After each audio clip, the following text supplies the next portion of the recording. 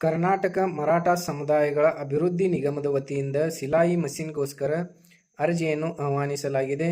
ಈ ಅರ್ಜಿಗಳನ್ನು ಯಾವ ರೀತಿಯಾಗಿ ಆನ್ಲೈನ್ದಲ್ಲಿ ಸಲ್ಲಿಸಬಹುದು ಮತ್ತು ಈ ಒಂದು ಅರ್ಜಿಯನ್ನು ಸಲ್ಲಿಸಲು ಏನೇನು ಅರ್ಹತೆಗಳು ಬೇಕು ಅನ್ನೋದರ ಬಗ್ಗೆ ಈ ಒಂದು ವಿಡಿಯೋದಲ್ಲಿ ತಿಳಿಸಿಕೊಡ್ತಾ ಇದ್ದೇನೆ. ಗೆಳೆಯರೆ, ನಾನು ಎಸ್ ಕೆ, ನೀವು ನೋಡ್ತಾ ಇರೋದು S K tech YouTube channel.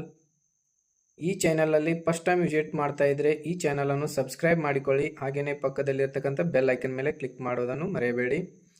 ಏಕೆಂತಂದರೆ ಈ ರೀತಿಯಾದ ವಿಡಿಯೋಸ್ಗಳನ್ನು ಈ ಒಂದು ಯೂಟ್ಯೂಬ್ ಚಾನಲ್ದಲ್ಲಿ ಅಪ್ಲೋಡ್ ಮಾಡಲಾಗುತ್ತದೆ.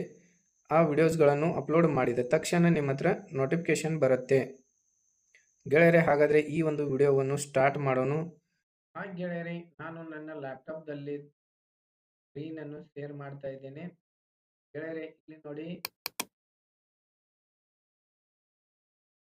ಕರ್ನಾಟಕ ಮರಾಠ ಸಮುದಾಯಗಳ ಅಭಿವೃದ್ಧಿ ನಿಗಮದ ವತಿಯಿಂದ ಈ ಒಂದು ಸಿಲಾಯಿ ಮಷೀನ್ಗೋಸ್ಕರ ಅರ್ಜಿಯನ್ನು ಕರೆದಿದ್ದಾರೆ. ಈ ಅರ್ಜಿಯನ್ನು ಸಲ್ಲಿಸಲು ಏನೇನು ಅರ್ಹತೆ ಬೇಕು ಅನ್ನೋದನ್ನು ಕೊಟ್ಟಿದ್ದಾರೆ ನೋಡಿ. ಆನಂತರ ಇದರದೊಂದು ಲಾಸ್ಟ್ ಡೇಟ್ ಬಂದ್ಬಿಟ್ಟು ಎಷ್ಟನೇ ತಾರೀಕಿಗೆ ಇದೆ ಅನ್ನೋದು ಕೂಡ ಇದರಿಂದ ನಾವು ತಿಳಿದುಕೊಳ್ಳಬಹುದು.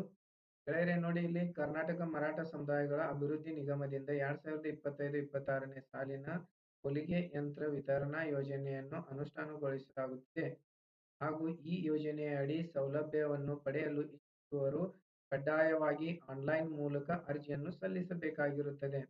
ಅರ್ಜಿ ಸಲ್ಲಿಸಲು ಕೊನೆಯ ದಿನಾಂಕ 6/12/2025 ಇದು ಕೊನೆಯ ದಿನಾಂಕವಾಗಿರುತ್ತೆ. ಆನಂತರ ಟೈಮ್ ಬಂದ್ಬಿಟ್ಟು 5:30 ಗಂಟೆಯವರೆಗೆ ಒಂದು ಟೈಮ್ ಅನ್ನು ನಿಗದಿಪಡಿಸಿದ್ದಾರೆ. ಆನಂತರ ಈ ಒಂದು ಅರ್ಜಿಯನ್ನು ಸಲ್ಲಿಸಲು ಇರಬೇಕಾದಂತಹ ಅರ್ಹತೆಗಳು ಯಾವಪ್ಪ ಅಂತಂದ್ರೆ, ಇಲ್ಲಿ ನೋಡಿ, ಕರ್ನಾಟಕ ಮರಾಠ ಸಮುದಾಯಗಳ ಅಭಿವೃದ್ಧಿ ನಿಗಮದ ವತಿಯಿಂದ ಈ ಯೋಜನೆಗೆ ಅರ್ಜಿಯನ್ನು ಸಲ್ಲಿಸಲು ಪ್ರವರ್ಗ 3B ಅಡಿಯಲ್ಲಿ 2A ಇಂದ 2F ವರೆಗೆ ಬರುವ ಸಮುದಾಯಕ್ಕೆ ಸೇರಿರಬೇಕು.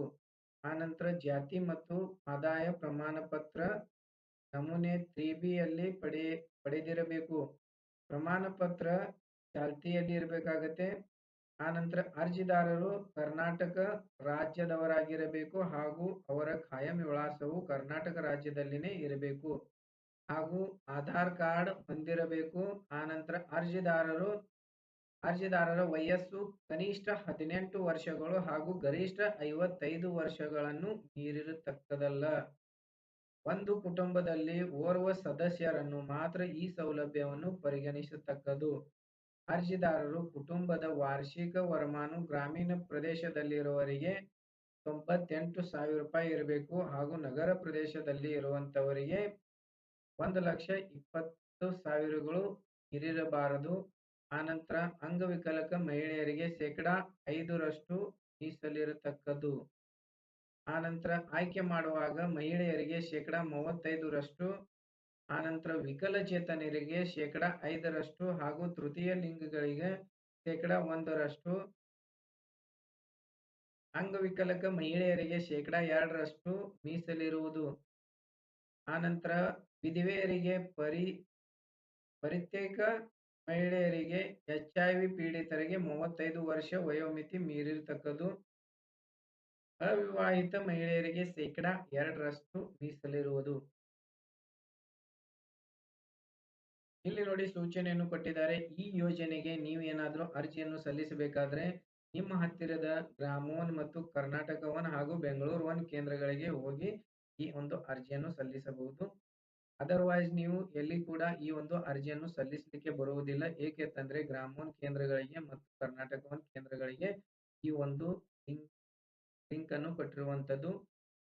ಈ ಸೈಟ್ ಅದರಲ್ಲಿ ಮಾತ್ರ ಓಪನ್ ಆಗುತ್ತೆ. ಅದಕ್ಕೋಸ್ಕರಾಗಿ ನೀವು ಹತ್ತಿರದ ಗ್ರಾಮ ಸೆಂಟರ್ಗಳಿಗೆ ಹೋಗಿ ಒಂದು ಅರ್ಜಿಯನ್ನು ಸಲ್ಲಿಸಬಹುದು. ಈ ವಿಡಿಯೋವನ್ನು ಇಷ್ಟವಾದರೆ ಈ ವಿಡಿಯೋವನ್ನು ನಿಮ್ಮ ಫ್ರೆಂಡ್ಸ್ ಗಳಿಗೆ ಶೇರ್ ಮಾಡಿ. ಹಾಗೇನೆ ಚಾನೆಲ್ ಅನ್ನು ಸಬ್ಸ್ಕ್ರೈಬ್ ಮಾಡಿಕೊಳ್ಳಿ. ಮತ್ತು ಏನಾದರೂ ವೆಹಿಕಲ್ ಇನ್ಶೂರೆನ್ಸ್ ಗಳನ್ನು ಅಮಲ್ ಮಾಡುವುದಿದ್ರೆ ಡಿಸ್ಕ್ರಿಪ್ಷನ್ ಬಾಕ್ಸ್ ದಲ್ಲಿ ಕೊಟ್ಟಿರುವಂತಹ ಕಾಂಟ್ಯಾಕ್ಟ್ ನಂಬರ್ಗೆ ಕಾಂಟ್ಯಾಕ್ಟ್ ಮಾಡಿ. ಸ್ಪೆಷಲ್ ಡಿಸ್ಕೌಂಟ್ ಕೂಡ ಚಾಲೂ ಇದೆ ಇನ್ಶೂರೆನ್ಸ್ ಗಳ ಮೇಲೆ, ಅದು ಕೂಡ ಮಾಡಿಕೊಡಲಾಗುವುದು. Thank you so much. ಮತ್ತೆ ಸಿಗೋಣ ಮುಂದಿನ ಒಂದು ವಿಡಿಯೋದಲ್ಲಿ. ಬಾಯ್ ಬಾಯ್.